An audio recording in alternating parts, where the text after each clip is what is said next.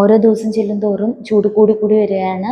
ഇനിയും ചൂട് കൂടാനാണ് സാധ്യത. അതുകൊണ്ട് തന്നെ ഈ ഒരു കാലാവസ്ഥയിൽ നമ്മുടെ ശരീരത്തിൽ വരാൻ സാധ്യതയുള്ള പ്രോബ്ലവും അതിന് തടയാനുള്ള മാർഗങ്ങളുമാണ് ഇന്നത്തെ വീഡിയോയിൽ ഞാൻ ഷെയർ ചെയ്തിട്ടുള്ളത്. ഹായ്, അമലസ്വാമിയുടെ പുതിയൊരു വീഡിയോയിലേക്ക് എല്ലാവർക്കും സ്വാഗതം. ഇന്ന് എല്ലാവർക്കും ഹെൽപ്ഫുൾ ആയിട്ടുള്ള ഒരു വീഡിയോ ആയിട്ടാണ് വന്നിട്ടുള്ളത്. ഇത് ചൂടുകാലമാണ്, ഒരുപാട് കെയറിങ് നമ്മൾ എടുക്കേണ്ടതുണ്ട്. അപ്പോൾ ഈ ചൂടുകാലത്ത് നമ്മളുടെ ശരീരത്തിൽ പെട്ടെന്ന് വരുന്ന ഒരു പ്രോബ്ലമാണ് യൂറിൻ ഇൻഫെക്ഷൻ, കിഡ്നി സ്റ്റോൺ. അപ്പോൾ ഈ ടൈമിൽ നമ്മൾ ധാരാളം വെള്ളം കുടിക്കണം അല്ലേ? ധാരാളം വെള്ളം കുടിച്ചാലാണ് നമ്മളുടെ സ്റ്റോൺ എന്തെങ്കിലും ഉണ്ടെങ്കിൽ തന്നെ യൂറിനിലൂടെ അത് പോകാൻ സാധിക്കുകയുള്ളൂ.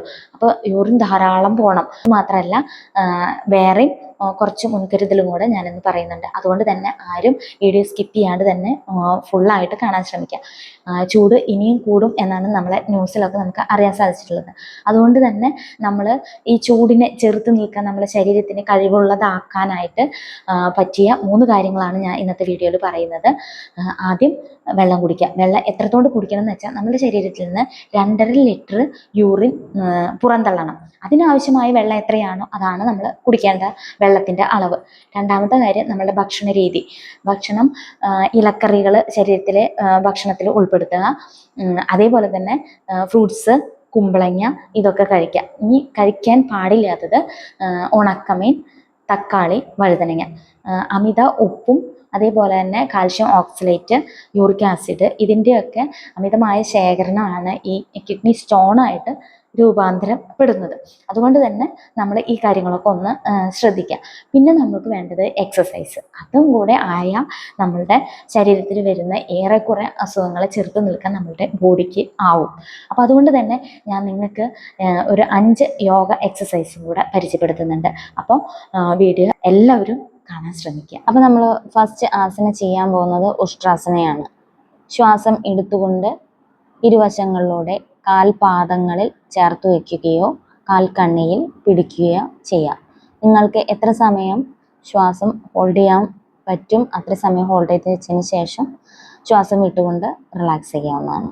Next balasana, child pose.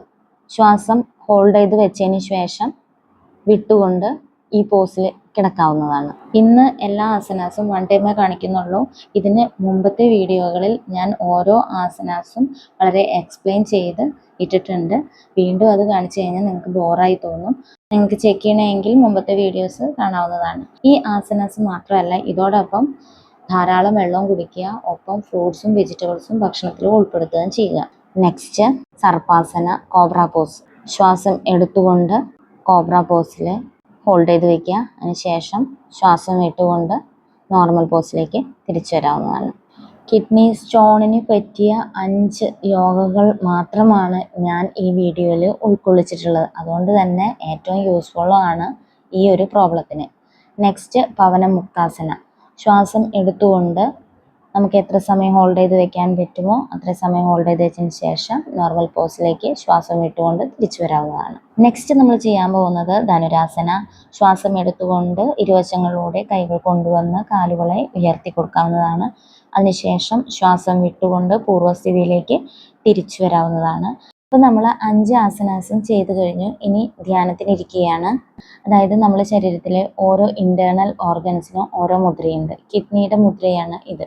ചെറുവിരലും മോതിരവിരലും fold ചെയ്ത് വയ്ക്കുക, ഒപ്പം തമ്പ് ഫിംഗറും. അതിനുശേഷം എന്തിനാണോ ഈ മുദ്രയിൽ ഇരിക്കുന്നത് ആ ഉദ്ദേശത്തെ മനസ്സിൽ കണ്ടുകൊണ്ട് ധ്യാനിക്കാവുന്നതാണ്. ഓരോ ദിവസം ചെല്ലുന്തോറും ചൂട് കൂടി കൂടി വരികയാണ്. ഇനിയും ചൂട് കൂടാനാണ് സാധ്യത. അതുകൊണ്ട് തന്നെ ഈ ഒരു കാലാവസ്ഥയിൽ നമ്മുടെ ശരീരത്തിൽ വരാൻ സാധ്യതയുള്ള പ്രോബ്ലവും അതിന് തടയാനുള്ള മാർഗങ്ങളുമാണ് ഇന്നത്തെ വീഡിയോയിൽ ഞാൻ ഷെയർ ചെയ്തിട്ടുള്ളത്. അപ്പോൾ ഈ വീഡിയോ എല്ലാവർക്കും യൂസ്ഫുള്ളായി എന്ന് ഞാൻ വിശ്വസിക്കുന്നു. യൂസ്ഫുള്ളായി എന്ന് തോന്നുന്നുണ്ടെങ്കിൽ ഒന്ന് സപ്പോർട്ട് ചെയ്യാനും മറക്കല്ലേ.